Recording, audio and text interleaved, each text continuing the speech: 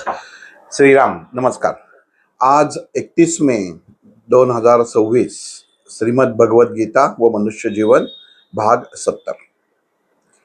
अक्षर ब्रह्मयोग या योगामध्ये भगवद्गीतेच्या आपण मन आणि मनाची अवस्था हे भगवंतांनी अर्जुनाला जे विस्तारून सांगितलं आणि त्याच्यापर्यंत पोचाचा मार्ग हा या पार्थ अर्जुनाला भगवंताने सांगितला.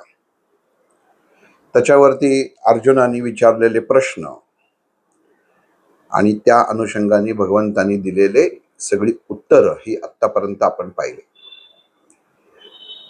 राजगुह्य आणि राजयोग शब्दामधनच आपण जसं म्हणतो की मराठीचे अभ्यासक किंवा आपल्याला ही मराठी भाषा अशी आहे की शब्दावरनच आपल्याला कळतं की ह्याच्यात काय असेल. राजगुह्य म्हणजे गुह्य गोष्टी ज्या समोर, गुह्य त्याला म्हणतात जे समोर असतं पण आपल्याला दिसत नाही, जे आपल्याला स्पर्श करतं पण त्याची जाणीव होत नाही, जे आपल्याजवळ असतं पण ते अनियंत्रित असतं. मनुष्य देहामधले सर्व अवयव हे मनुष्याच्या ताब्यात असतात, पण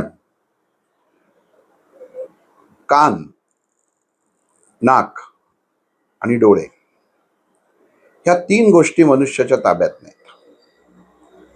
या भगवंतानी त्याच्या ताब्यामध्ये ठेवलेल्या आहेत. किंवा ब्रह्माने जेव्हा त्याची उत्पत्ती केली तेव्हा ह्यांना स्वतःची ओळख दिलेली आहे. पण आपल्याला जर म्हटलं की तुला ऐकू येतं का, तर इथपर्यंत कान, कोणी ओढला तर कान. एखाद्या मात्या भगिनींनी कानामध्ये डूल घालतात तर कान. आपण हेडफोन घालतो, कानाचा उपयोग. आपला कधी कधी तोल जायचं प्रसंग येतो, कानाशी निगडीत असतो आजार. अशा दृष्टिकोनातून आपण कानाची जाणीव माणसाला असते. श्वास घेणं हे नाकाचं काम. आपण श्वास घेतो एखाद्या गोष्टीचा, कुठं गेलो की किती छान वास येतोय. वास येतच असतो पण एक विशिष्ट. एखादं सेंट दुकानात जातो आपण खरेदी करायला आणि तो म्हणतो वास बघा. आपलं त्यांनी सेंट स्प्रे केला की हा वास येतच असतो, पण तरी आपण तो घेतो. मग असतं आणि घेतो हा जो फरक आहे हा गुह्य आहे. डोळे की कितीही जरी प्रयत्न केला मला दिसू नये तरी ते पाहतातच. ह्या तिन्ही इंद्रियांचं स्वतःचं अस्तित्व आहे. गुप्तांगाचं सुद्धा अस्तित्व आहे. ज्याप्रमाणे विचारधारा येते त्याप्रमाणे ते कार्यान्वित होतं. मग आपण अगोदरच्या कित्येक योगात पाहिलं की मनुष्यानी आपल्या ज्ञान आणि कर्म या इंद्रियांवरती ताबा ठेवणं गरजेचं आहे. हे भगवंतांनी अगोदर अर्जुनाला मागील कित्येक भागामधनं, म्हणजे अर्जुन विषादापासनं आता अक्षर ब्रह्मापर्यंत थोडं थोडं सांगत आलेलं आहे. प्रत्येक गोष्ट म्हणजे अक्षर ब्रह्म योग हा जेव्हा अर्जुनाचा पहिला योग चालू होतो, घाबरलेली अवस्था, विषाद, अर्जुन विषाद योग पहिला याचं नाव आहे. तर या अक्षर ब्रह्मापर्यंत ह्या योगांमध्ये आपण ऐकलं पाहिलं, पण ह्या योगांमध्ये जे आहे ते आपण पाहिलं नाही. त्याला भगवंत गुह्य म्हणतात. गुह्य अवस्था आणि गुह्यातनं मग जे प्राप्त होतं त्याला राजयोग म्हटलेलं आहे. कारण ते कोणाला माहित नाही ते मला माहिती आहे, म्हणून त्या अवस्थेला त्यांनी राजयोग अवस्था म्हटलं. मग इथं भगवंताला अर्जुन जेव्हा प्रश्न विचारतो की स्वतःच्या मनुष्याचं हे अस्तित्व काय, स्वतःचा जन्म काय, आणि ह्यावरती आपण मागच्या भागात पाहिलं की या ब्रह्मांडातला एक हिस्सा, एक कण हा आपण मनुष्य आहोत, की ज्याचा जन्म कशासाठी झालाय हे माहीत नाही. मी जर विचार केला की माझा जन्म कशासाठी झालाय, मी जरा शोधून बघतो, तर सापडणारच नाही. मग जो मनुष्य हे अवकाश, अवकाशाची निर्मिती, अवकाशातले तारे, ग्रह, अवकाशाच्या पलीकडच्या गोष्टी पाहण्यामध्ये आणि शोधण्यामध्ये यशस्वी झालेला आहे, असा मनुष्य स्वतःचं अस्तित्व का हे सिद्ध करू शकत नाही. भगवंत काय म्हणतात, बाह्य अवस्था हे मनुष्य कसंही करून प्राप्त करू शकतो किंवा त्याच्यावर विजय मिळवू शकतो. आपण म्हणतो अमुक शोध लागला, यांनी परत न्यूटननी फळ पडलं, गुरुत्वाकर्षणाचा शोध लावला. आधी होतच, पण त्याला थोडी चालना मिळाली. बल्बचा शोध लागला, ग्रामोफोनचा लागला. हे कुठंतरी या वातावरणामध्ये फिरत होतं, फक्त ते घटक त्यांनी उचलले. आपण कुठनं सुरुवात करावी असं कधी विचार करतो का? सुरुवात कुठनं करायची? म्हणजे काही वेळा असं वाटतं की आपण जेव्हा ते जुने 1800 काळातले 1857-58 तेव्हा ते आपण ते चित्रपट किंवा काही गोष्टी बघतो की तेव्हा त्यातलं त्या इंग्रजांच्या काळामधली सामुग्री, मोठमोठी जहाजं, की तेव्हा काहीही नसताना हे कसं बांधलं गेलं असेल. त्यातली रचना आज आपण जसं मेकॅनिझम म्हणतो, तेव्हा ते सुद्धा मेकॅनिझमच होतं ना. शोध लागला टेलिफोनचा, पण सुरुवात कुठं झाली, कशी झाली? काहीतरी घडलं, तेव्हा कळलं की मी हे वापरलं तर हे होऊ शकतं. वातावरणामध्ये लहरी होत्या. आपण लहानपणी खेळ खेळायचो की काड्यापेटीतले त्याच्यात काड्या ठेवतात, त्याला एक आतमध्ये त्या काडीमध्ये काडी घालायची, त्याच्यात बोक पाडायचं आणि त्याला दोरा बांधायचा आणि ते दुसऱ्या टोकाला सुद्धा तसंच बांधायचं आणि इकडनं बोलायचं आणि तिकडं कानाने ऐकायचं, ऐकू जातं. कंपनं कशी एका ठिकाणून दुसऱ्या ठिकाणी जातात, आपण खेळ म्हणून खेळलो. पण शोध हे अगोदर होतेच, पण ते प्रगट झाले. डॉक्टर मला आम्ही कधी असा हा विषय भगवद्गीतेचा निघायचा नाही, पण शोध ह्या विषयावरनं निघायचंय की भगवंत म्हणजे कृष्णाच्या जे जीवनचरित्र आहे त्याच्यामध्ये एक उदाहरण त्यांनी खूप छान दिलं होतं की 3 प्रकारचे कृष्ण हा समजणं हाच एक राजयोग आहे. कारण इथपर्यंत सगळी गुह्यता गोष्ट आहे, पण मी काय आहे ह्याचं अस्तित्व इथनं भगवान त्या अर्जुनाला देत आहे आणि त्याच मार्फत सगळ्यांना देत आहेत. तेव्हा डॉक्टर म्हणायचे की ह्या कृष्णाच्या 3 प्रकारच्या गोपी होत्या. एक म्हातारी होती, एक कुमारी होती आणि एक तरुण होती. हा विषय आमचा वास्तविक तेव्हा गप्पा मारत असताना खालनं एक हातगाडीवरती खेळणी विकत माणूस चालला होता. म्हणजे त्या जुन्या काळी आपले भातुकलीची वगैरे खेळणी असायची ना, त्याच्यात ते बंब, त्या सगळ्या छोट्या एका पाकिटामध्ये ती सगळी भांडी कुंडी सगळे असायचे. तर तो तिथं विकायला थांबला होता त्या पारापाशी आणि वरनं आम्ही बघितलं की तो माणूस तो विकतोय. आवाज देऊन, तेव्हा कसं की आवाज देऊन विकलं जायचं आणि सहज लक्ष गेलं खाली विकतंय. आणि मला त्यांनी सांगितलं, बघ काय शिकला. आता त्यांचे प्रश्नच असे असायचे की ते पहिल्यांदा एक तर कळायचेच नाहीत, पण त्या भातुकलीच्या खेळण्यांवरनं त्यांनी मला कृष्ण सांगितला, कुमारिका सांगितली. मला म्हटले कुमारिका म्हणजे माहिती का काय? म्हटलं माहिती, लहान मुलगी, तिला कुमारिका म्हणतात. एवढंच माहिती आहे म्हटलं. जिचा रजस्त्रावाची सुरुवात झालेली नसते. हा दुसरा वैज्ञानिक भाग झाला. पण साधारण वय वर्ष 6-7. मग म्हटले भगवंत म्हणजे कृष्णाच्या जीवनामध्ये ह्या 3 प्रकारच्या गवळणी होत्या. एक म्हातारी, एक कुमारिका आणि एक तरुण. आणि म्हणले ही कुमारी जी असते ती या खेळण्यांसारखी आहे. म्हणजे बघा, लहान लहान मुलगी असते, काही डोक्यामध्ये मनामध्ये कुठलंही पाप नसतं, तिला कधी कळत नसतं वासना म्हणजे काय. वाड्यामध्ये आधी राहायचो आपण, जेव्हा होते तेव्हा वाडे होते. शेजारच्या काकांनी बोलवलं, दादानी बोलवलं की लगेच आई मी शेजारच्या दादा बरोबर जाते. जाऊ का हा नव्हता प्रश्न, जाते. तेव्हा आई वडील म्हणायचे हो जा जा. इतकं स्वच्छ जीवन ते कुमारिका जगत असायच्या.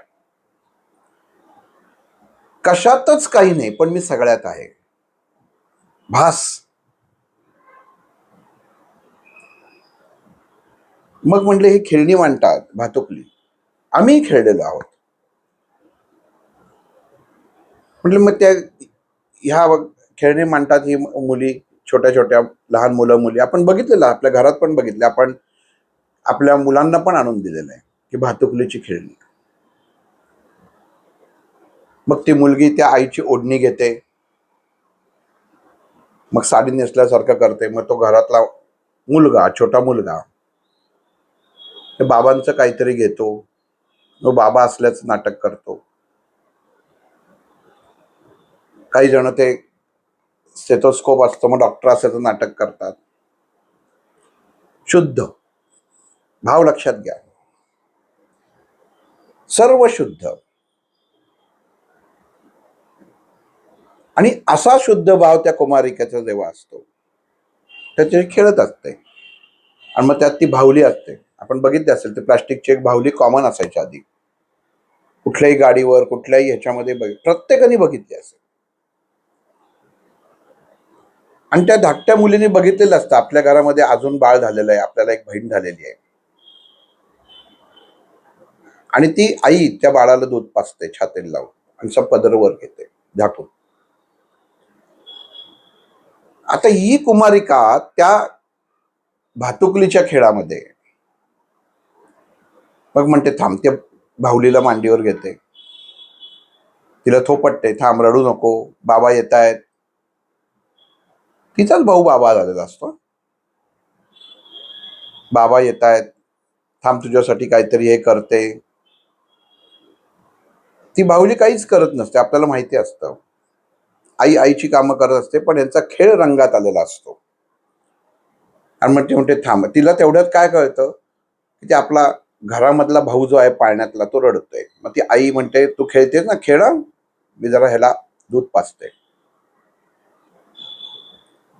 मग या मुलीच्या डोक्यात येतं की अरे बघ आई दूध पाजते, थांब जरा माझ्याही भाऊलीला मी दूध पाजते. ती मांडी घालते, त्या भाऊलीला आपल्या छातीशी धरते आणि मग ती खेळात ओढणी असते ती सुद्धा अंगावरनं घेते, जर कारण आईने पदर घेतलेला असतो. विचार केला तर याच्यात तर कुठेही मातृत्व नाही, पण कृती आहे. कृती आहे कारण त्या क्रियेशी एकरूपता आहे. मग ते बाळ, आई घेऊन येते बाळाला बाहेर, कारण ते दूध पेल्यावर थांबतं. मग तसं ही मुलगी पण बघते की आई आली आहे, मग ते पण म्हणते हा आता झालं ना, आता झोपा शांत. मग तिला ते काय जे कापड किंवा काय त्यांनी घेतलेलं असतं ते करून ते हे करते. ही कृष्णाची दुसरी गवळ आहे, स्वच्छ पण कृष्णाशी निगडीत, भगवंताशी निगडीत. माहीत काही नाहीये, पाटीकोरी आहे, अल्लड आहे. आई पण म्हणते काही कर, काही अडचण नाही. पण ज्या दिवशी रजस्त्राव चालू होतो त्याच्या दुसऱ्या दिवशी आई म्हणते आता बाहेर जाऊ नकोस. तरुणपण, शरीरामधली घडलेली एक क्रिया मनावरती परिणाम घडवू शकते. हे मला जेव्हा त्यांनी सांगितलं की मनुष्य अध्यात्माच्या मार्गावर जाताना एक क्रिया, एक क्षण असा असतो की मनुष्याचं जीवन बदलतं. मग त्याची ऋतू शांती केली जाते. या क्रिया आपल्या धर्मशास्त्रामध्ये वेगवेगळ्या दिलेल्या आहेत. पण हे घडण्यासाठी तुम्हाला मुळामध्ये तुमचा देह संस्कारित तेव्हापासून ठेवायला लागतो. आज घटना किंवा आज गोष्टी वेगळ्या झालेल्या आहेत, पण हे तेव्हा भगवंतांनी काय सांगून ठेवलंय किंवा भगवंताच्या गवळणी आपण म्हणतो ते काय फक्त मटके फोडणाऱ्या गवळणी नव्हत्या. सर्व तऱ्हेची भगवंत काय हे कळण्यासाठी आहे, त्याची ओळख काय आहे ती. आणि मग ही मनाची अवस्था एका क्षणात बदलते ज्या मुलीला कळत नाही. आजपर्यंत कालपर्यंत आई मला त्या दादा बरोबर कुठेही बाहेर पाठवत होती, आज नको म्हणते. कारण जी कृती बघून, जे खेळ बघून आई पण आनंदित व्हायची, तिला आता त्याचं दुःखात रूपांतर होईल का असं वाटायला, काळजी वाटायला सुरुवात होते. मुलगी आता वयात आली, काहीही होऊ शकतं.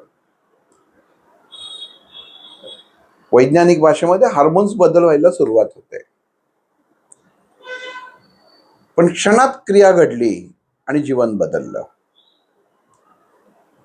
भातुकलीची खेळणी संपली. आई म्हणते आता खेळणं बाज बरं, आता तू लहान राहिलेली नाहीस. मग ती बाहुली बाजूला होते, मग ते खेळणं बाजूला होतं. आता बस, आता नको, आता तू बाबा तू तुझ्या घरी खेळा, आता नको, आम्हाला बाहेर जायचंय वगैरे.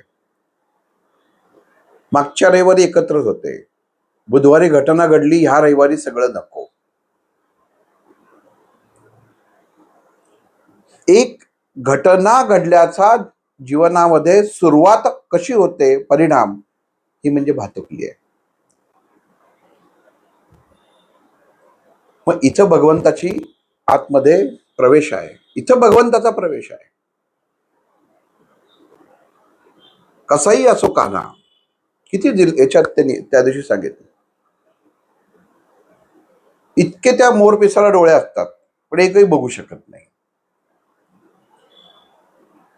माणसाला दोनच डोळे असतात पण नको ते बघतो. मोरपीस हातात घेतलं की तुम्ही बघा त्याला कित्येक डोळे तुम्हाला त्याच्यामध्ये दिसतील, वेगवेगळ्या रंगाचे, वेगवेगळ्या छटेचे. पण कुठला रंग, कुठला डोळा काय बघतोय ह्याचा थांग पत्ता लागत नाही. म्हणून भगवंतानी त्याला आपल्यापाशी ठेवलंय, मुकुटात, समाजापर्यंत येऊन दिलं नाही.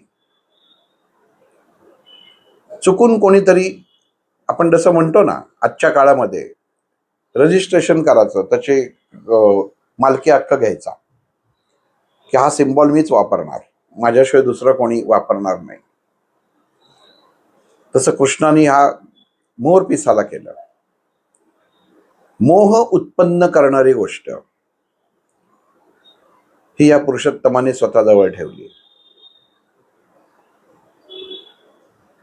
मग कृष्ण म्हणले की या तीन अवस्थेत, भातुकलीच्या अवस्थेमधनं वास्तवतेमध्ये जो जगतो, वास्तवतेच्या पायरीवरती जेव्हा भगवंत येतो, भगवंताच्याही लीला आहेत, कृष्णाच्याही लीला आहेत. असं नाहीये की पहिल्याच दिवशी तो मोठा झाला.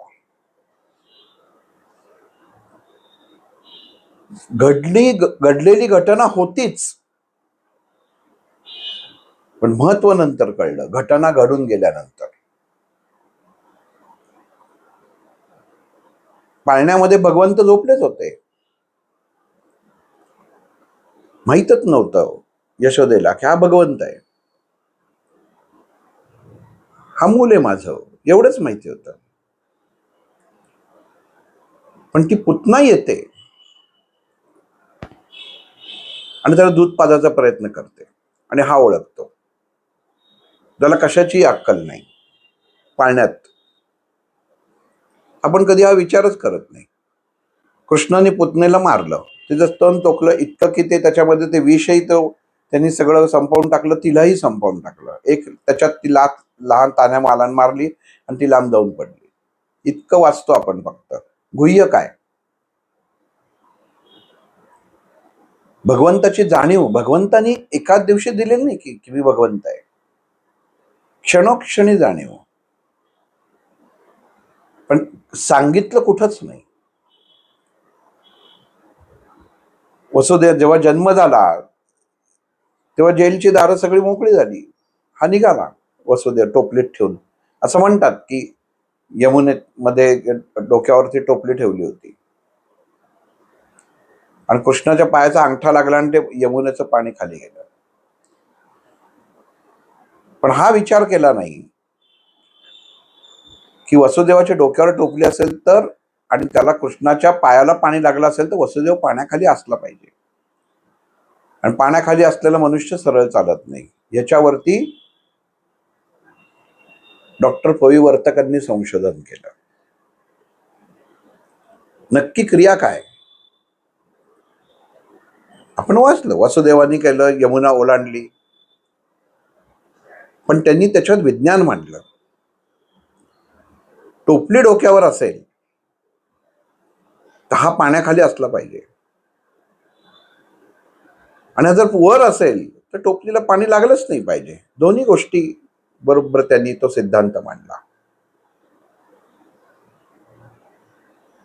आणि पाण्याखाली असेल तर मनुष्य सरळ जाऊ शकत नाही, पाण्याखाली सरळ चालू शकत नाही, हेही त्यांनी मांडलं. अर्थ काय? गुह्य होतं पण कळलं नव्हतं. अवतार आहे एवढं माहिती होतं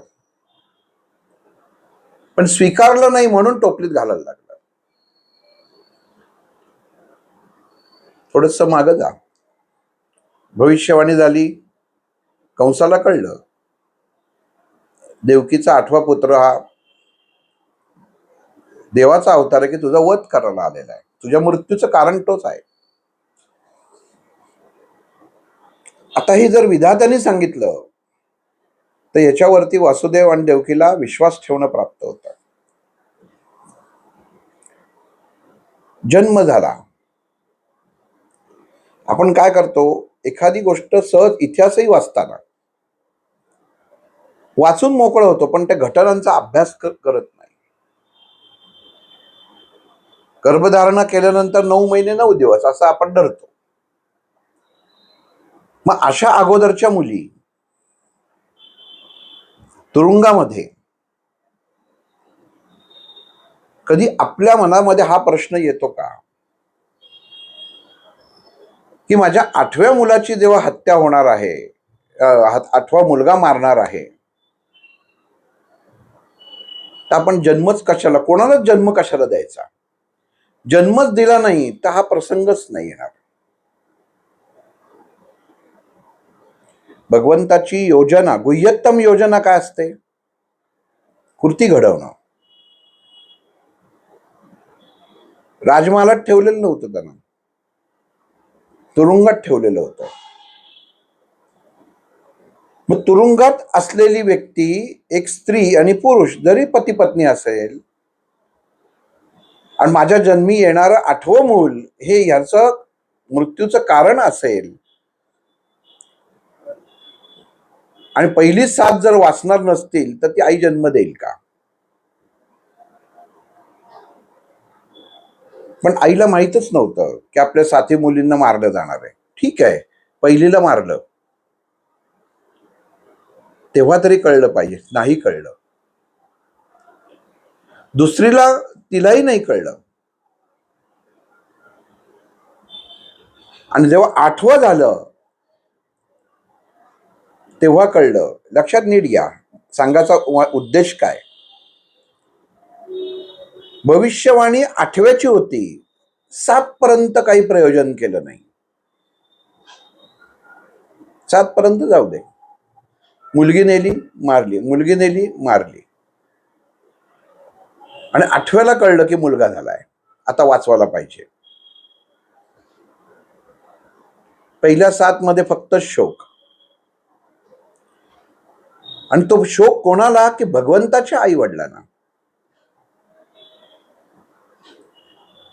म्हणजे शोकातनं सुखाची उत्पत्ती, आणि ह्या शोकातनं सुखाची उत्पत्ती करत असताना, उत्पत्ती झाली असताना, या 7 जणांच्या मृत्यूचं कर्माचं फळ नंतर देवकी वासुदेवाला भोगायला लागलं. कृष्णाचे आई वडील म्हणून सुटले नाहीत, त्यांना भोग भोगायलाच लागले पुढच्या जन्मी. आणि मग 8वा जन्म झाला, हा आता याचा मारणार आहे. पण वडिलांना कळलंच नाही, हा कसा मारेल, हा ताना आहे, ह्याला वाचवलं पाहिजे.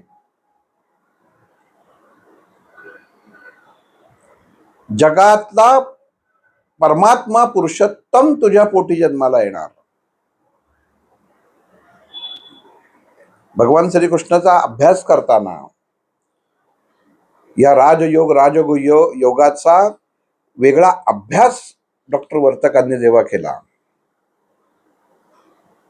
तेव्हा त्याच्यात त्यांनी दिल्या, मनुष्य काय त्याची व्यथा घेऊन बसतो. हा पूर्ण पुरुषोत्तमाल तर पहिल्या श्वासापासून मृत्यूचा धोका होता. नुसता कृष्ण कृष्ण श्रीकृष्ण श्रीकृष्ण म्हणून त्याच्या लीला बघून चालायचं नाही, त्याची संकट पण कळली पाहिजेत. त्या गुह्यतेत आपल्याला ठेवलं पाहिजे, आपण किती सुखी आहोत. पण वसुदेवाला कळलं नाही. वसुदेवाला वाटलं की आता काय करायचं, वाचवायचं. टोपली कुठनं आणली, कुठेही उल्लेख नाही. हाताच्या ओंजळीची टोपली केली, असं त्याचं संशोधन किंवा त्याचा जो अभ्यास केला डॉक्टरांनी, त्याच्यात त्यांनी सांगितलं. आपण चित्रपटामध्ये किंवा इतर ठिकाणी टोपली बघतो, ती त्याच्यात नव्हती. आदेशच असा होता, झालं की कळवायचं, बस मारणार. झालं, दरवाजे उघडले, साखळदंड तुटले, तेव्हाही त्या वासुदेवाला ही जाण झाली नाही की हा परमेश्वरी अवतार आहे. वडिलांचं कर्तव्य, त्याला वाटलं की मीच ह्याला वाचवणार आणि मला काहीतरी धडपडलं पाहिजे. दरवाजे कोणी उघडले, साखळदंड, असं आता त्याच्यात ते मांडलेलं आहे, कोणी तोडले, ते आपोआप कसे सुटले, यमुनेपर्यंत येताना कोणीच कसं नाही बघितलं, लहान बाळ असून ते रडलं कसं नाही, गुह्य. आणि ते यमुनेपासून पोचल्यानंतर इतका आत्मविश्वास कसा झाला की इकडनं तिकडं जाईल. नीट विचार बघा, एखाद्या नदीला आपण जातो, सहजतेने ओलांडतो, पण जेव्हा पूर येतं, थोडंसं पूर जरी आलं ना, तरी आपली हिंमत होत नाही इकडनं पलीकडे जायची. कधी बहाव येईल आणि आपण वाहून जाऊ हे सांगता येत नाही. इथं तर ती यमुना होती, उफाळलेलं सगळं, अशामध्ये पलीकडे घेऊन जायचंय.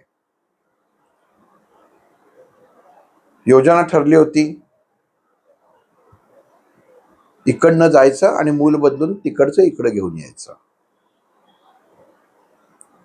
आणि तो देवीचा, विजेचा अवतार, जे रिप्लेसमेंट होणार होती ती पुरुषोत्तम आणि विजेचा अवतार अशी रिप्लेसमेंट होणार होती.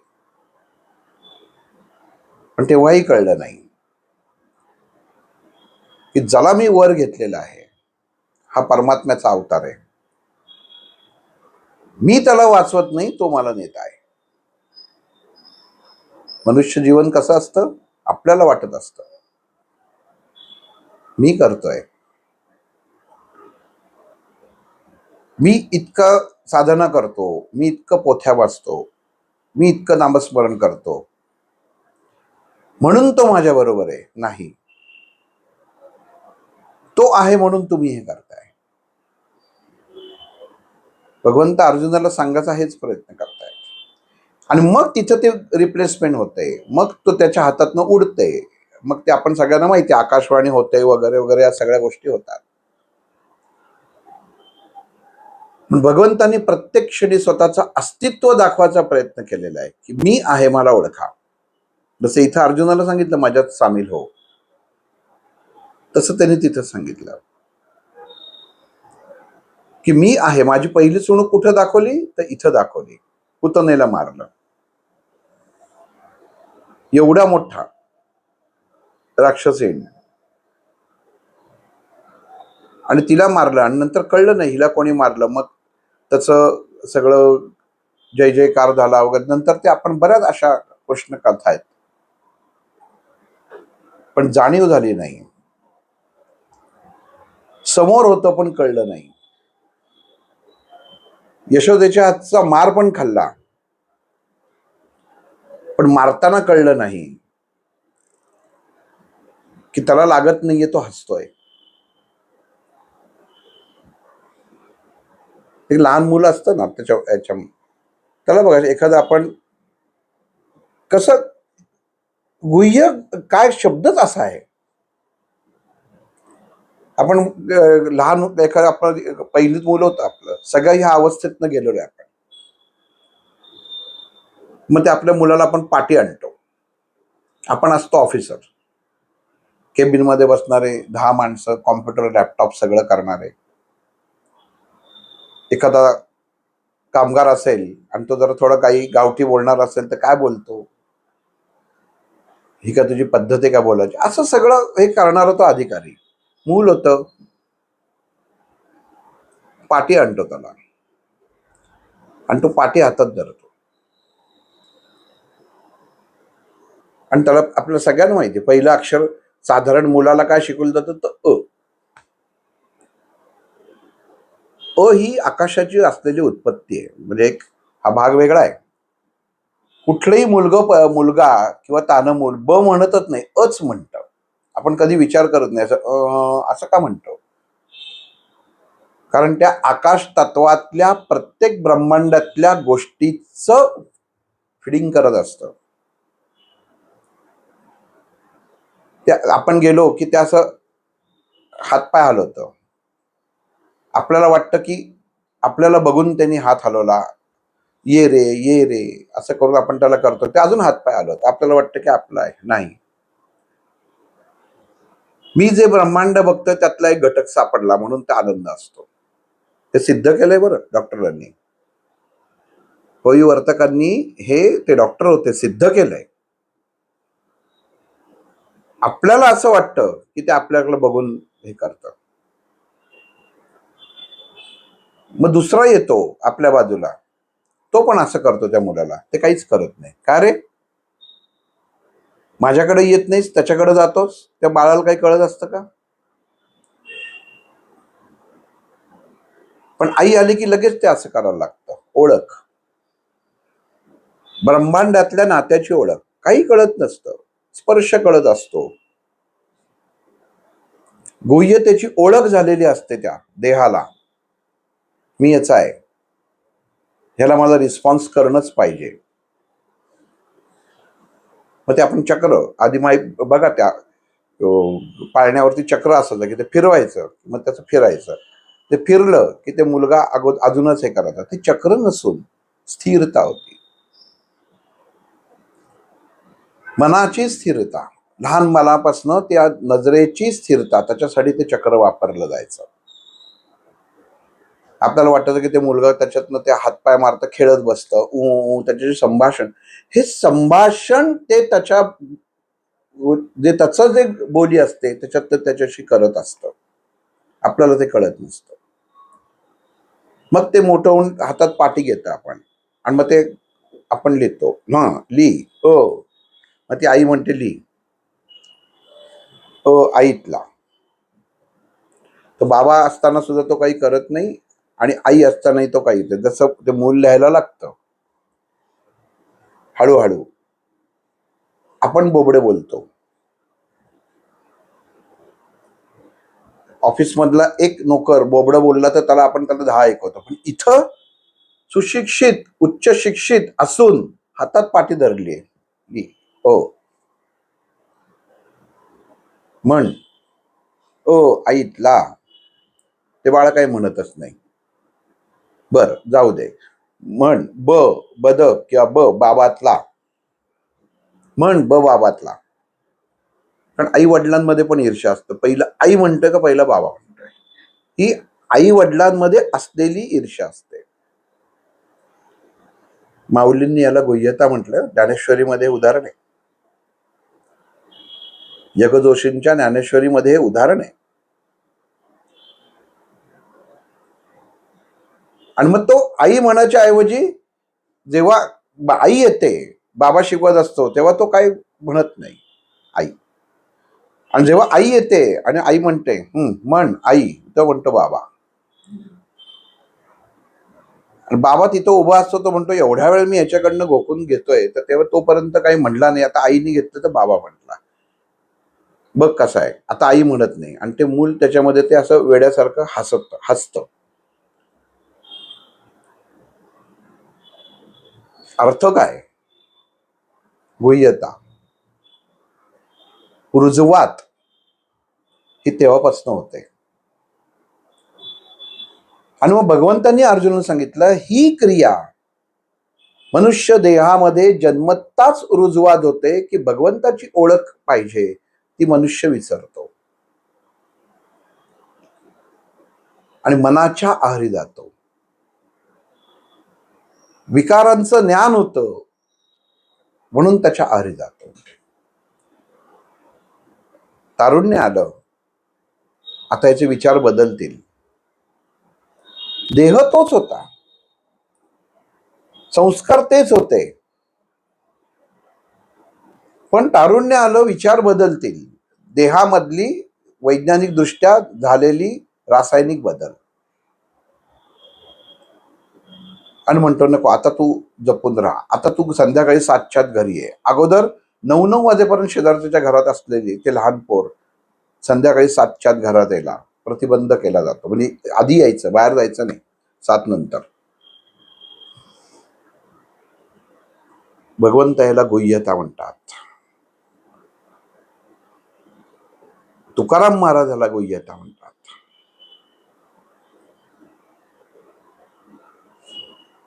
एकनाथ महाराज ह्याला गुह्यता म्हणतात. 3 जणांचा याच्यावरती अभंग आहे, गुह्यतेवरती. नाथांनी भागवतात सांगितलं,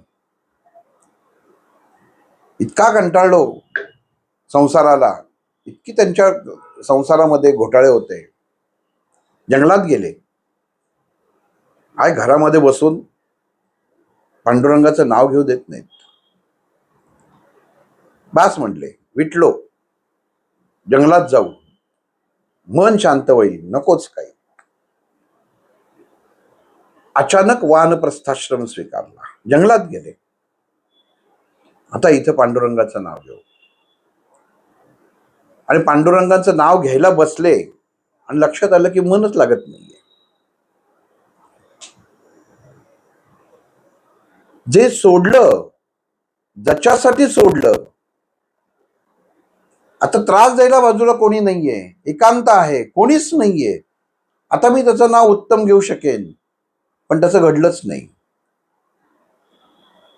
कारण मन तिकडं अडकलं. भगवंत अर्जुनाला सांगतायत, पार्था, मन कसं आहे, मी तुझ्या बरोबर आहे. मित्राचा गुरु जो क्षण झाला, तो क्षण गुह्य होता. अर्जुनाला कळलं की आता हा, मी आतापर्यंत एवढ्या वर्ष होतो तो वेगळा होतो, आणि आता हा माझा गुरु आहे. त्यांनी जेव्हा आपण माग एका निरूपणात बघितलं, तूची गुरु बिंदू पिता, तूची इष्ट देवता, ते सगळं कळलं. पण आधी होतं हे माहित नव्हतं, हे गुह्य होतं, ते आता कळलं. ते कळलं, पण त्याची तृप्तता नाही आली. भगवंता पार्थाला म्हणतायत, पार्था तृप्तता नाही रे, युद्ध करायचं कशासाठी, तृप्तता नाही. नामस्मरण करायचं, नामस्मरण तृप्तता येते का? आंबा खाल्ला, वा मस्त, भरपूर खाल्ला, तृप्त झालो, म्हणून नंतर आंबा खात नाही का? परत खातो. भौगोलिकता. पण नामस्मरण केलं, भगवंताचं नामस्मरण केलं, भगवंताला प्राप्त केलं आणि तृप्तताच झाली नाही, तर काय उपयोग आहे? तृप्तता म्हणजे समावून घेणं, तृप्ती हवी. मग भगवद्गीतेत भगवंताने सांगितले, तृप्ती ही मनुष्याच्या 3 अवस्थेवरती अवलंबून आहे. एक मन, हा सगळ्यात मोठा भाग दिलेला आहे ह्या 3 गोष्टी. या राजगुह्य योगामधल्या सगळ्यात मोठं पहिल्या श्लोकामध्ये दिलेलं की तुला असं सांगतो जे तुला माहित नव्हतं, जे तुझ्याजवळ आहे, त्यातलं मन. आपल्याला वाटतं मन शांत हवं, मन कधी शांतच नसतं. ते मन जे शांत होतं ते मन नाही, ते उन्मन. आपण म्हणतो ना की हा खूप जरा मनाने शांतता आहे, नाही. मनाची ओळखच आहे अशांतता, हीच मनाची ओळख आहे. शांतता ही मनाची ओळखच नाही. खुद्द भगवंत सांगतात, मन शांत बसूच शकत नाही, मन तृप्त होऊच शकत नाही. कारण मन जेव्हा जर तृप्त झालं तर त्याला तृप्तता म्हणत नाहीत. आणि जर तृप्तता आली नाही तर देहावरती ते दिसत नाही. भौतिक तृप्तता देहावर दिसते, त्याला चैतन्य म्हणतात. आपण म्हणतो ना काय सुंदर, काय त्याची पर्सनॅलिटी आहे, काय तेज, चेहऱ्यावर तेज काय बघा, चैतन्य. माऊलींच्या चेहऱ्यावरचं तेज बघा, काय तेज आहे. भाव बघा म्हणतो का? नाही, चैतन्य बघा म्हणतो. चैतन्य ही अवस्था आहे, देहाची ती अवस्था, जरी देह ओळखला जातो बाह्य स्वरूपात. आणि मनाची ती अवस्था अस्वस्थ आहे ना, महा नक्की मनाच्या याला मन आहे. अस्वस्थ आहे मन, म्हणून मन आहे, अन्यथा नाही. भगवंताची प्राप्ती झाली नाही, माऊलीने सांगितलं भगवंताची प्राप्ती झाली पण मनच भरलं नाही. प्राप्त आहे, तृप्त आहे, पण अजून भूक आहे. फक्त भगवंत. जगतामध्ये कुठली गोष्टच अशी नाही की जी तृप्त होते पण तृप्ती देत नाही. आपण त्याच्यात समाविष्ट असतो पण त्याच्यामध्ये आपल्याला त्याची कळत नाही की आपण ह्याच्यामध्ये ह्याचाच एक भाग आहोत, तरी कळत नाही. माऊलींनी ज्ञानेश्वरीमध्ये माशाचं उदाहरण दिलेलं आहे. एक मोठा मासा जात असतो समुद्रातनं आणि खालनं मासा, असं ते आपण चित्रपटात बघितलं, एक मोठा मासा किती शांत असतो आणि खालनं एक मासा असा वळवळ वळवळ करत जात असतो. मोठा मासा म्हणतो, काय रे आज घाईत कुठं चाललास? नाही म्हटलं, आईने सांगितलं की हा सागर खूप विशाल आहे, तो बघायला चाललोय किती विशाल आहे.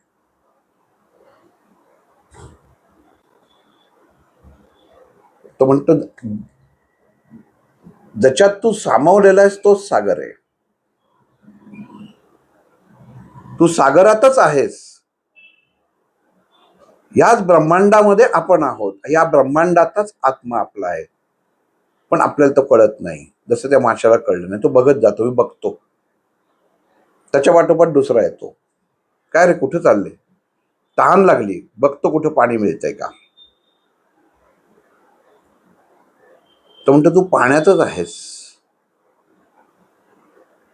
ज्याच्यात आहे पण तरी ते पिता येत नाही. ब्रह्मांडात वास आहे, पण त्याच्याप्रमाणे जगता येत नाही. मासे बघा वर येतात, तोंड वर करतात.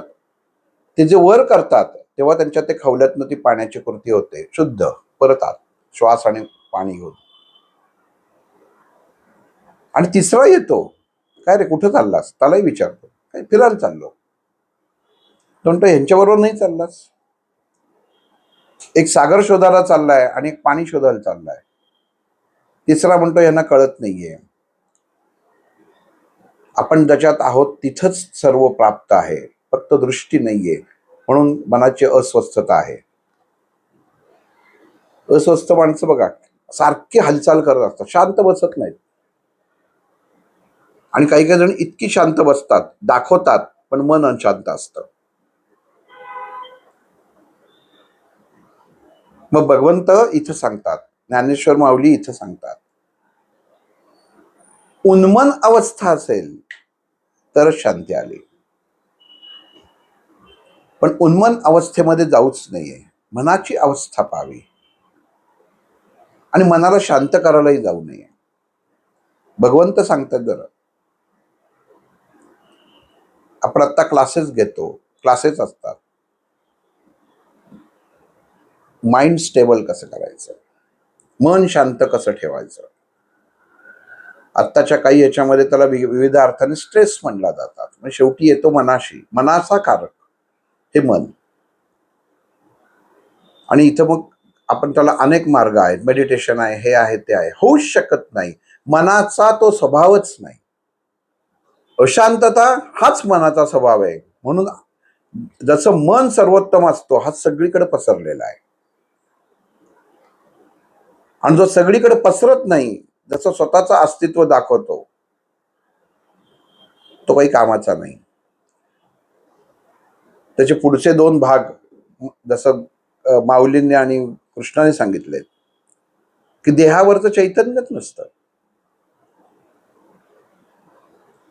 आणि मग मन आहे, चैतन्य आहे, पण बुद्धीच नसेल तर काय उपयोग आहे.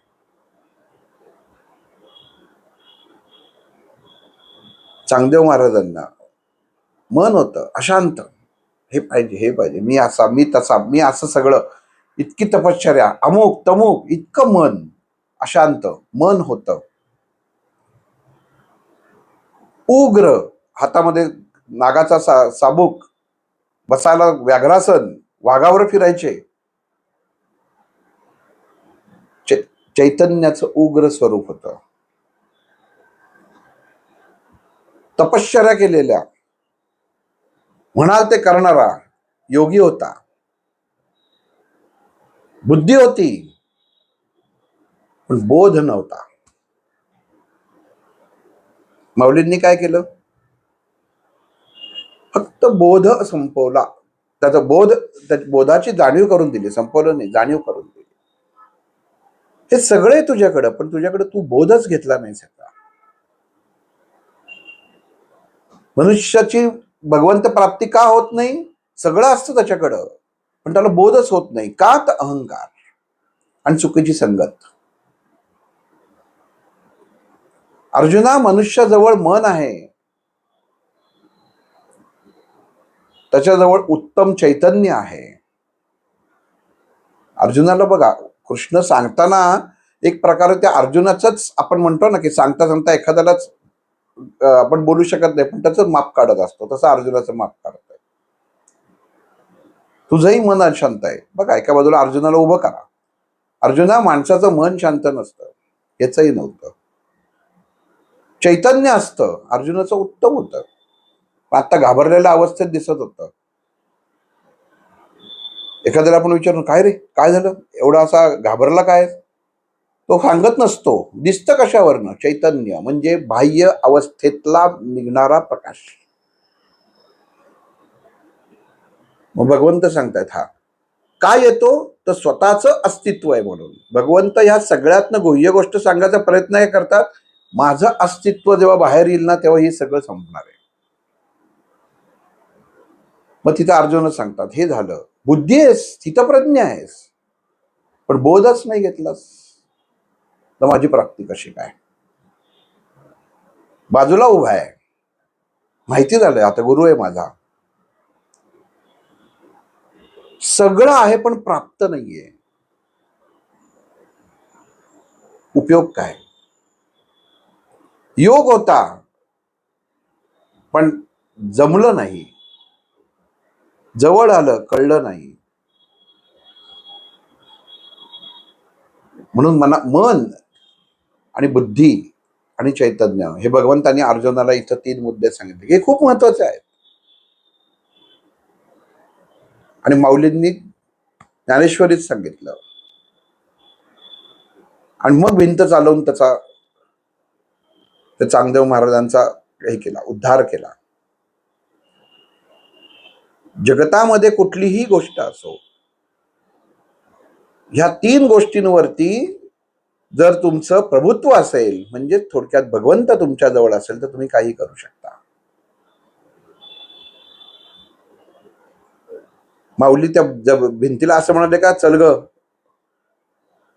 तिथं भेटायला जायचंय, चल म्हणाले नाही. नमस्कार केला, तिचा सन्मान केला आणि मग चला सांगितलं. तेव्हा ती हल्ली आणि चांगदेवानं कळलं. तेव्हा बुद्धीला खरा बोध झाला आणि म्हणाले की नाही, एवढं जीवन व्यर्थ गेलं.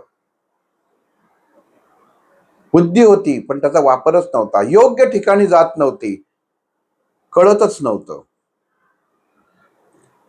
भगवंत इथं अर्जुन सांगतात, पार्था, या 3 गोष्टी असणारा मनुष्य जर चुकून संगतीला लागला चुकीच्या, तर वाम मार्गाला लागतो. या 3 गोष्टी तर हव्याच, त्याच्यातनं प्राप्ती होईल. कृष्णाची प्राप्ती होणं म्हणजे काय आहे? कृष्ण तत्व समजणं म्हणजे कृष्णाची प्राप्ती आहे. भगवंताची प्राप्ती होणं म्हणजे काय? तर भगवंत समजणं म्हणून त्याची प्राप्ती आहे. कारण ज्याला भगवंत समजला त्याचा उद्धार झाला. तुकाराम महाराजांचं बघा, मंबाजींनी एवढा त्रास दिला, रामशास्त्रींनी त्रास दिला, पण चक्क तुकाराम गाथेमध्ये सगळ्यांचे उल्लेख. त्रास दिला, बुडवल्या त्या गाथा इंद्रायणीमध्ये. वास्तविक त्याच्यामध्ये नावच नको, पण उद्धार झाला. 3 गोष्टी होत्या. मन होतं, बंबाजीलाही मन होतं, रामशास्त्रीलाही मन होतं. चैतन्य होतं, वाह काय दिसत पगडी घालून, काय बुद्धिमान माणूस, पण बोधच नव्हता. आणि ज्या दिवशी बोध झाला की नाही हेच सर्व, त्या क्षणी भगवंताची प्राप्ती झाली, म्हणजे तुकारामांची प्राप्ती झाली. माऊलींचं तसंच झालं. विसोबा खेचर इतका त्रास दिला, माहित नव्हतं. आपण पेपर आपलं जेव्हा पुस्तक वाचतो तेव्हा कळतं विसोबा खेचरांचं 16 ओळ काय काय होतं. परत मन, चैतन्य, बुद्धी, पण अहंकारामुळे बोध नव्हता. तो ज्या दिवशी पाहिलं तो गळून पडला आणि भगवंताची प्राप्ती झाली.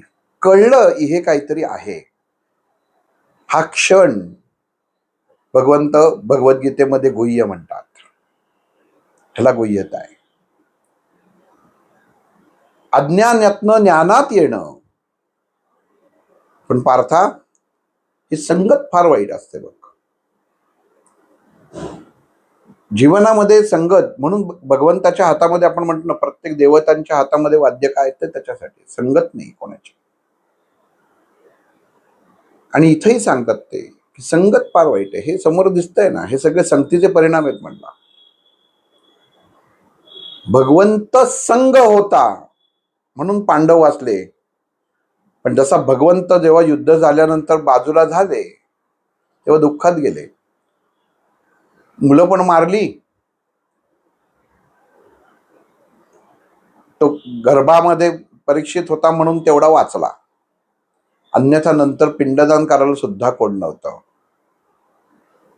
नीट लक्षात घेणं गरजेचं आहे. जोवर भगवंत बरोबर असतो, भगवंताची साथ असते, तोपर्यंत सर्व तुम्हाला प्राप्त असते. ती साथ सुटली की सगळं संपलं. आणि मग इथं भगवंत त्याला सांगतो, हे सगळे संगतीचे परिणाम आहेत, हे तू स्वीकार.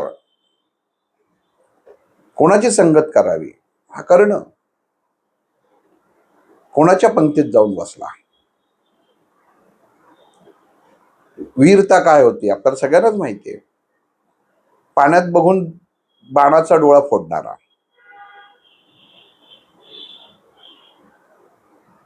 द्रौपदी स्वयंवरामध्ये पण ठेवला जेव्हा गेला तेव्हा पाण्यात बघून ते डोळा फोडणारा म्हणून पण होता. आणि जेव्हा ह्याची टर्न आली कर्णाची, तेव्हा कृष्णही हजर होता आणि त्याला माहिती होतं की हा फोडणार, कारण हा निपुणच आहे. पण तिथं त्यांनी बरोबर आपल्या पायाचा अंगठा वाकवला आणि तो द्रौपदीने पाहिला. तिला कळलं ह्याला काय सांगायचंय. कसं? नुसतं पायाचा अंगठा केल्यावर द्रौपदीला कसं कळलं की याला विरोध करायचा आहे. एकरूपता, भगवंताची असलेली एकरूपता इथं कामाला आली. कृती नुसती केली. आपण म्हणतो ना, घरामध्ये काहीतरी पाहुणे येतात, आपल्याला त्याला टाळायचं असेल तर आपण ती आई किंवा घरातलं फक्त नजरेने असं त्या मुलाला किंवा मुलीला कळतं की त्याला कळतं आईला काय सांगायचंय. तोंडाने बोलतो का? नाही, नजरेने कळतं. कसं कळतं? सामावलेलं असतं. हीच घटना तिथं घडली. तिला कळलं याला हा चान्स द्यायचा नाही. ती म्हणते मला स्वयंवरच मान्य नाही.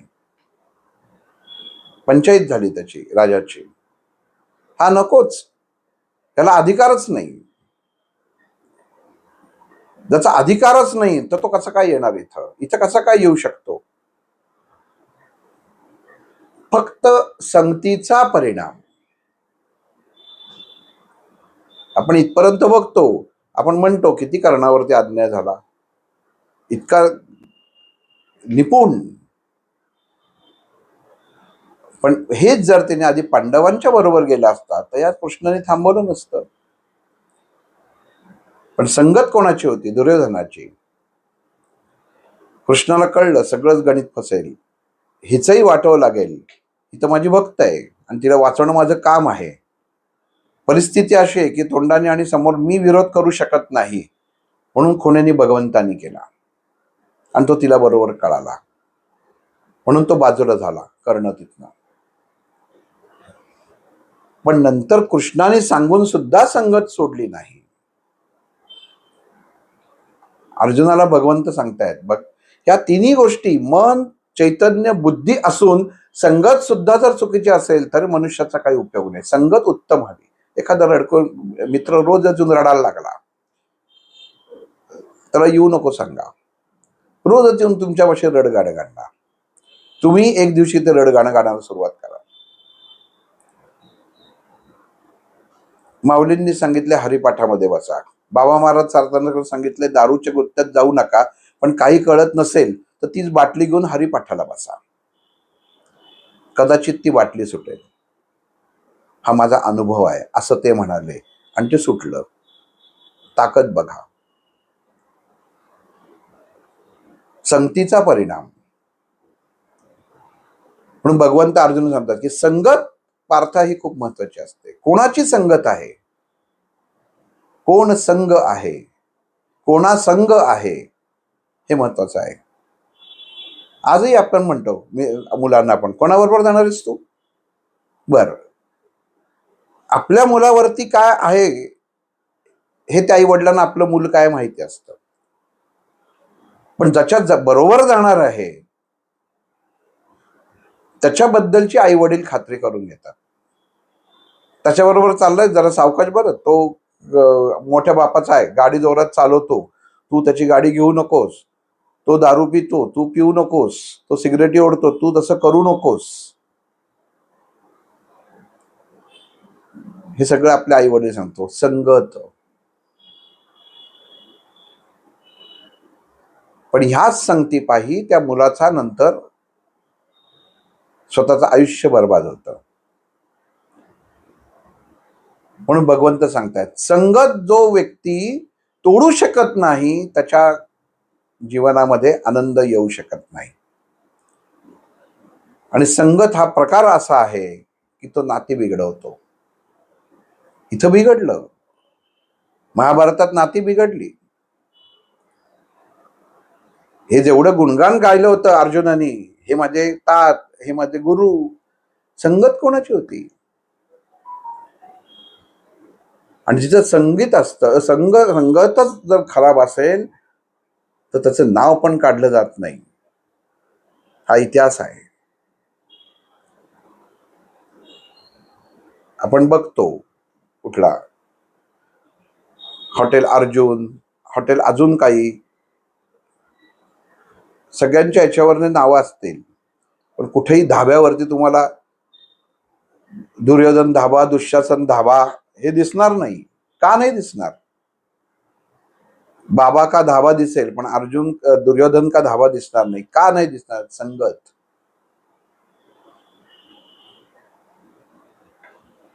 कर्ण का धाबा दिसणार नाही. संगत. दुःशासन, संगत, संगतीचा असर. मग भगवंत सांगतो, ही संगत माणसाने जर सोडली तरी माझा हा दुसरा मार्ग आहे, माझी प्राप्ती होऊ शकते. कारण ते आहे म्हणून मी नाही. दारू पिणाऱ्या माणसाला तो मरेपर्यंत कळत नाही, मेलं तरी त्याला कळत नाही. कारण अगोदर तो तिला कंट्रोलमध्ये ठेवतो, नंतर ती त्याला कंट्रोलमध्ये ठेवते, आपण तेव्हा उशीर झालेला असतो. हेच भगवंत सांगतायत. तू माझ्यापाशी आहे, मग मी तुझा ताबा घेतो, मग मी तुझा कंट्रोल मी घेतो. पण तू ह्या गोष्टी ओलांडून पुढे ये. ही सर्वसामान्यांची अर्जुन व्यथा आहे. ज्या मन भरकटत असतं त्याच्या पाठीग मनुष्य त्याला विरोध, आपल्याच मनाला विरोध करायला जातो, म्हणून अडकतो. कारण एका मनाचा ताबा तुझ्याकडे असतो आणि एका मनाचा ताबा माझ्याकडे असतो. एक मन आणि एक उन्मन. उन्मन माझ्या ताब्यात आहे, मन तुझ्या ताब्यात आहे. माझ्या मनात नव्हतं पण मी आलो, मग नेलं कोणी? मनात नव्हतं तर नेलं कोणी? म्हणून भगवंत सांगतात, मनामध्ये माझं वास्तव्य असेल तर तू तुझं दुसरं चुकीचं पाऊल पडायचंच नाही. भागवतात सांगितलेलं आहे नाथांनी, भगवंताला शोधायलाच जाऊ नका, एकदा सरेंडर व्हा, शोधाची गरजच नाही, तो तुमच्यापाशीच. आपण वेगळं अस्तित्व दाखवायला जातो, त्याला खोटं म्हटलं जातं. माऊली त्याला खोटं अस्तित्व म्हणतात. बेडकाचं उदाहरण आपण लहानपणापासून गोष्टीत ऐकलंय. बैला एवढं होत जातं, केवढा होता दिसाला, एवढा, केवढा होता, एवढा होता. आपली मर्यादेपेक्षा मनुष्य जास्त दाखवायला जातो आणि नाश करून घेतला. मग तसं माऊली इथं सांगतात, कशामध्ये आपण स्वतःला सामावून घ्यायचंय हे मनुष्याला जर कळलं नाही तर मनुष्य हा अधोगतीला गेल्याशिवाय राहणार नाही. संगत उत्तम, संगत नाही, संगत बदला. भावनात्मक होऊन जर तुम्ही संगत चालू ठेवलीत तर तुमचा विनाश झाल्याशिवाय राहणार नाही, हे भगवंतांनी या भगवद्गीतेत सांगितलेलं आहे. कोणाबरोबर जावंय? रामदास स्वामींनी आयुष्य घालवलं या मनावर. भगवंत इथं सांगतात, रामदास स्वामी त्याच्यात सांगताय, मना सज्जना भक्ती पंथेची जावे तरी श्रीहरी पाविजेत स्वभावे. लगेच नाही. तुझा स्वभाव कसा आहे? भगवंत अर्जुनाला काय सांगतात, हे सोड बाबा, तरच माझी प्राप्ती आहे. हेच रामदास स्वामी सांगतात. भक्ती पंथेची जावे तरी श्रीहरी पावी देत स्वभावे. तुझा जसा स्वभाव आहे तसाच तो तुला दिसणार. तुझा जसा स्वभाव आहे तसंच तुला तो फळ देणार. मनाशी कारक. जगी सर्व सुखी असा कोण आहे, विचारे मना तूच शोधोनी पाहे. कोणीच नाही, मग हव्यास कशाचा?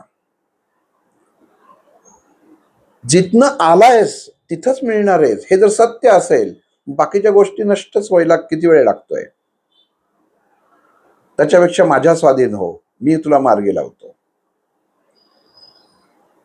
ज्याच्या हातात पडला, गुरुच्या हातात नुसतं पडून उपयोग नसतं.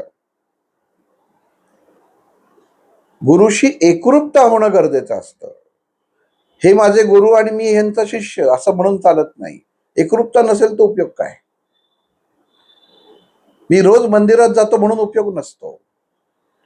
त्या तत्वावर मी चालतो का, म्हणजे एकरूपता आली. नाहीतर नाश ठरलेला आहे.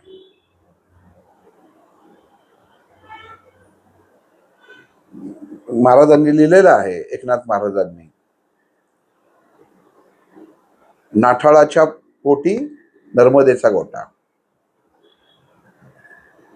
हे जे आता मोठमोठे दादा माणसं असतात बघा, कशी गाडीतनं बिडीतनं असे पांढरा ड्रेस, पांढरे बूट, सोन्याची माळ वगैरे असतात.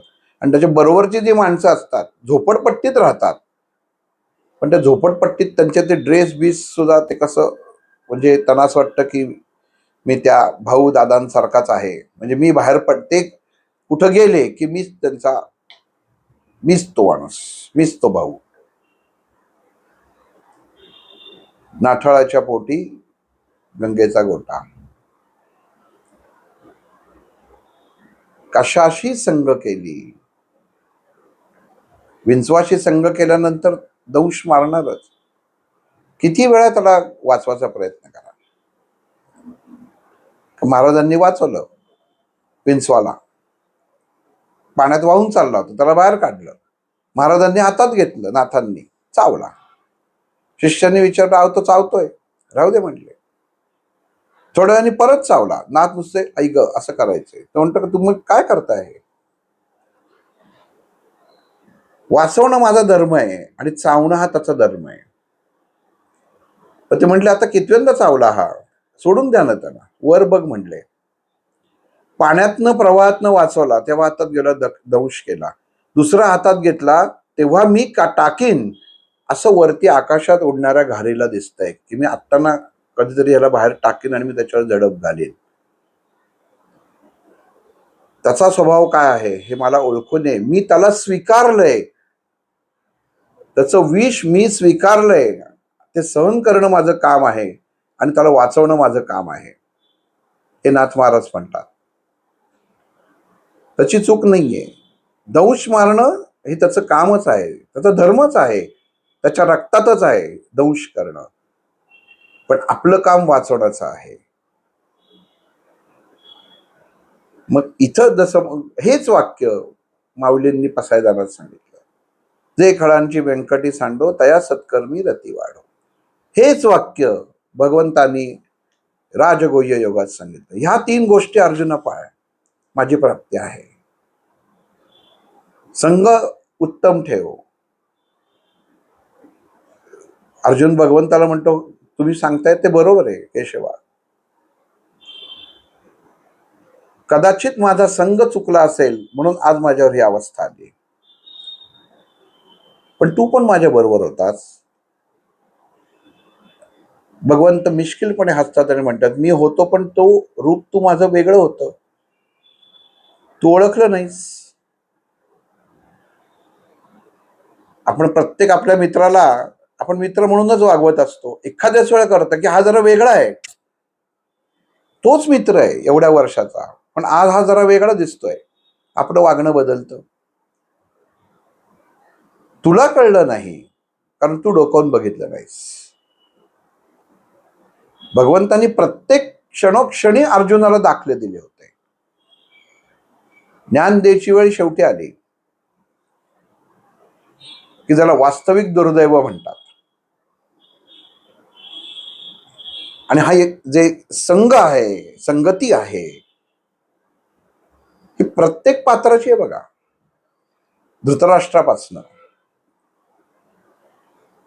आजूबाजूची माणसं कायम भरवणारीच. तुमचा मुलगा, तुम्ही मोठे, त्यांना बसवा, या संगतीमुळे वाटोळं करून घेतलं, बुद्धिभ्रष्ट झाली. आणि जी बुद्धिमान होती तिला बोधच झाला नाही. गांधारी, पोरग चुकीचं वागतंय कळलंच नाही. स्वतःच्याच डोळ्यावर पट्टी, मातृत्वाची आणि वैचारिकतेची. गांधारीच्या डोळ्यावर काय फक्त धृतराष्ट्र आंधळा होता म्हणून पट्टी बांधलेली नव्हती, मातृत्वाची पट्टी सुद्धा अंधपट्टी तिच्या डोळ्यावर होती. तेव्हा असं कुठं दिलेलं नाही शास्त्रामध्ये, इतिहासामध्ये, महाभारतामध्ये की 2 मुस्काडात तिने दुर्योधनाला मारल्या. नाही मारल्या. मातृत्व, चैतन्य दिसलं नाही. लक्षात घ्या, देहामधलं चैतन्य आणि उग्रता हे आपल्याला कळणं गरजेचं आहे. भगवंत सांगतायत ह्या 3 खुणा आहेत. जो सांगतो ना मन अतिशय शांत आहे, एखादा शांत मनुष्य असेल तर तो सगळ्यात घातक असतो. नाग, चित्ता हे शिकार करायच्या आधी किती शांत होतात बघा, आणि मग शिकार करतात एका क्षणामध्ये. मनाची शांत अवस्था ही क्षणिक ही उद्रेक निर्माण करते. कारण मन मुळातच अशांत असतं, पण त्याला ते शांततेचं सोंग घ्यायला लागतं. भगवंत म्हणतात, हे अर्जुना, माणसाने हे सोंग घेतलं तर त्याचं उन्मन गळून पडतं. हे सोंग घेऊन ये, तू त्याच्यापेक्षा स्वीकार कर, मी अशांतता आहे. कारण मीच अशांत आहे, तेव्हा तू अशांत असलाच पाहिजे, त्याशिवाय कृष्णाने लीला दाखवल्याच नसत्या. जो मनुष्य कायम टेन्शन मध्ये असून सुद्धा उत्तम निर्णय घेऊ शकतो ना, तोच निर्णयक्षम झाला. त्याच्याकडे सर्व आहे, सर्व अधिकार आहे. करोडपती माणसाला सांगितलं की 10,000चा निर्णय घे, तर त्यांनी घेतला तर त्याच्यात काही मोठं नाही. पण ज्याच्याकडे 1 रुपया पण नाही आणि तो जर लाखाचा निर्णय घ्यायला लागला तर तो निर्णयक्षम ठरतो. जे तुझ्याकडे आहे त्याच्यातनं तू निर्णय घेतलास तर तू निर्णयक्षम होऊ शकत नाहीस. म्हणून तुझं मन अशांतच ठेव. कोण सांगतंय? भगवान ते सांगतात. कोणाला सांगतात? अर्जुनाला, जो मुळातच अशांत आहे. म्हणजे आपण म्हणतो ना, जर शांत राहा, जर 1-2 मिनिटं जरा श्वास घे, शांत राहा, मग मला सांग जरा काय घडलं आहे ते. इथं भगवंत अर्जुनाला उलटच सांगतात, पार्था, मन शांत नको ठेवूस, अशांत ठेव. शोधक मुद्रा कायम असली पाहिजे. जो मनुष्य मन शांत ठेवायला जातो तो प्रवाहाच्या विरुद्ध वाहत असतो, तर प्रवाहाच्या विरुद्ध पोहत असतो. मनाचा गुणधर्मच आहे अशांत, म्हणूनच मन ओळखलं जातं. देह अशांत होत नाही, डोकं अशांत होत नाही, हात अशांत होत नाही, मनच अशांत होतं. रामदास स्वामींनी फक्त मन, सगळं काय जे केलं ते मनावर केलेलं आहे. मनाचा कारक, मनाचे श्लोक. आपण कधी म्हणतो का मनाचे श्लोक म्हणजे काय? आपण म्हणतो नाही, जास्त बडबड करू नको, तुझे पुराण बाज झालं. रामदास स्वामी त्याला श्लोक म्हणतात. श्लोक कशाला म्हणतात? चांगलं म्हणतात त्याला, पण इथं हे मनाचे श्लोक, मनाने केलेले स्वतःचे प्रकार, प्रतिसाद, मनाचा प्रतिसाद, म्हणून त्याला मनाचे श्लोक म्हटलेले आहेत. आणि केलंय काय? मना सज्जना भक्ती पंथेची जावे. मना, भक्ती मार्गाने जा बरं, तरच तुला भगवंत भेटणार आहे. लिहिलेत वरती पहिल्या पानावर मनाचे श्लोक. म्हणजे मनाची अवस्था नावातच आहे, अशांत आहे. म्हणजे अशांत मधनच आपण, सरळ पाणी असेल त्याच्यात पोहत गेलं तर त्याच्यात काही पट्टीचा पोहणारा नाही म्हणत. त्याला बक्षीस नसतं, असतं पण साधं असतं, पण जो खाडी पोहून जातो त्याचा सत्कार होतो, त्याचं नाव सुवर्णाक्षरात दिलं जातं. का? अशांत वेधलं. कसं वेधलं? शांत राहून. तोही अशांत जर झाला त्या समुद्राच्या लाटेप्रमाणे तर गाठू शकेल का ध्येय? नाही.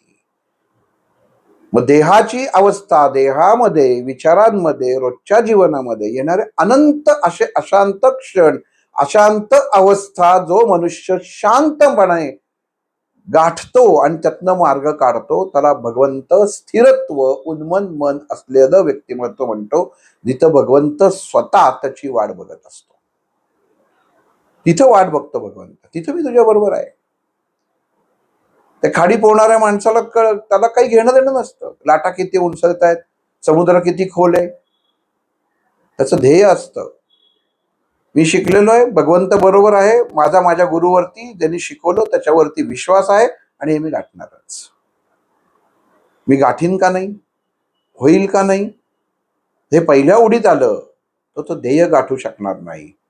भगवंत अर्जुनाला सांगतायत, अर्जुना, मनुष्याचं जीवन असंच आहे.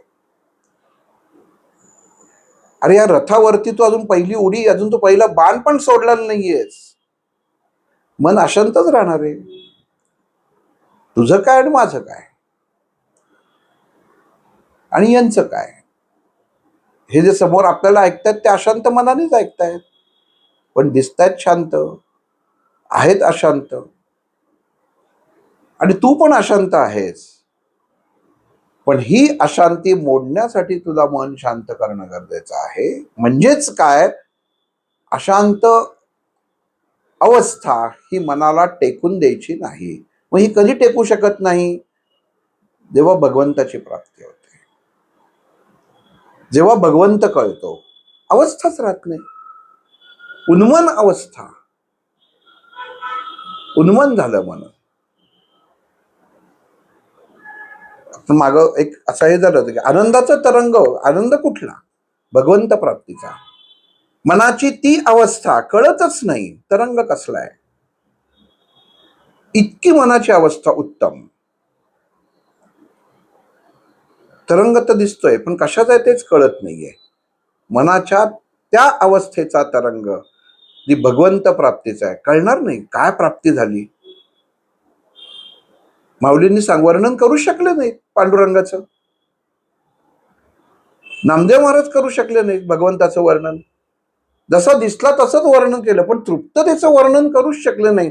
कारण तृप्तताच पूर्णच नाही, तृप्तीच नाही. तृप्ततामध्येच तृप्ती आली नाही तर ती अवस्था काय? असं म्हणूच शकलं नाही, आज माझं तृप्त झालं मन. कोणीच म्हटलं नाही. किती घेऊ? म्हणून माऊली म्हणतात, हे जग, हे ब्रह्मांड, हे त्याचंच आहे, त्यातलाच मी अंश आहे. मला वेगळी तृप्ती शोधायची गरजच नाही,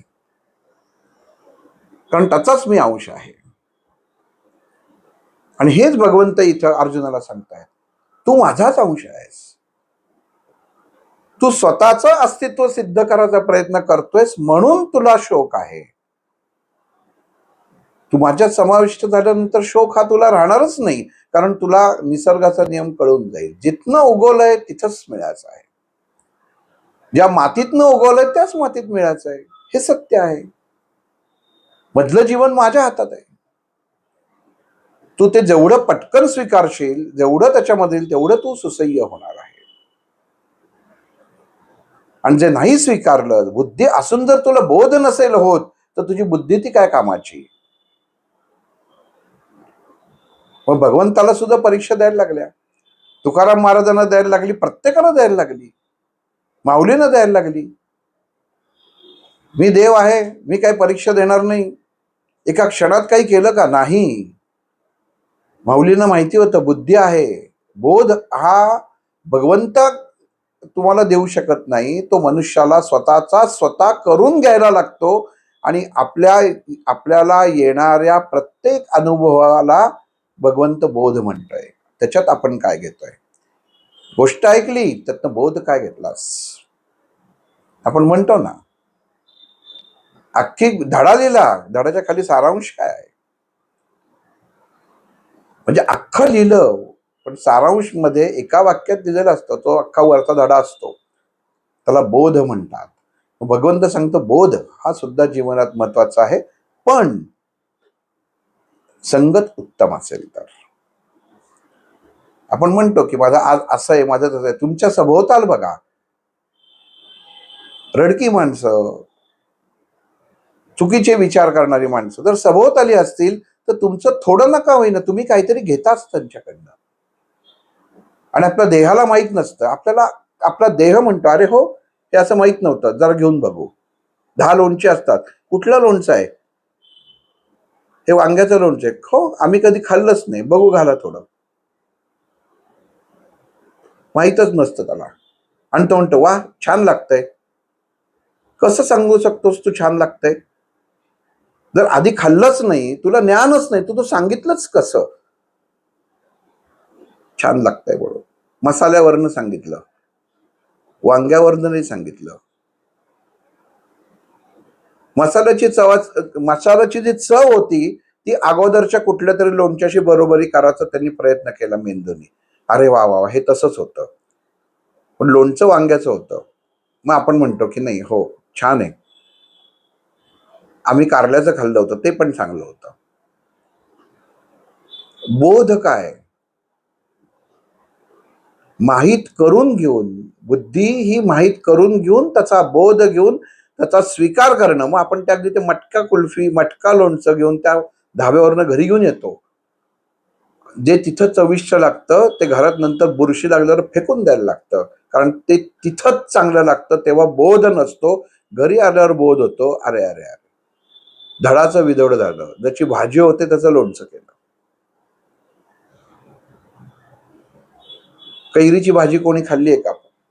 कैरीचं लोणचंच होतं. मग माऊली सांगतात जीवनामध्ये ज्या गोष्टी भगवंतांनी निर्मिती त्या त्या गोष्टींसाठी केलेली आहे, त्याच्यात तुम्ही जर फेरबदल केला तर तुम्हाला जीवनातले रंग हे चुकीचेच दिसणार आहेत. म्हणून तर भगवंतांनी बोराचं पीस ठेवलेलं आहे. मला माहिती आहे तुम्ही कुठल्या विचारांपर्यंत जाऊ शकता.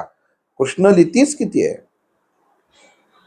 विचार कुठे केला कृष्णाने? कुठं मनुष्य विचार करून जाऊ शकतो? इथपर्यंत विचार करेल, म्हणून त्याला आधी मी तर पाहिजे ना.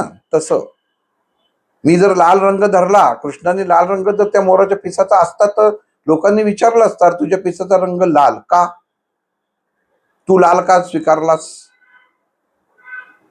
पण तसं केलं नाही. कृष्णाने सांगितलं तुम्ही मला जसं स्वीकाराल तसा मी तुम्हाला दिसेल. तुम्ही मला फक्त शैलातच निवडू नका. तुम्ही मला बासरी वाजवताना, चोऱ्या करताना, हे करताना सगळ्यात स्वीकारा. तुम्ही सगळ्या अवस्था बघाल, पण तुम्हाला मला काय बघितलं ही अवस्थाच आठवणार नाही. कुठलाच रंग कळत नाही मोरपिसातला. आत्ता हा बघितला होता का नाही, तो हा आहे का, अवस्था आहे ती.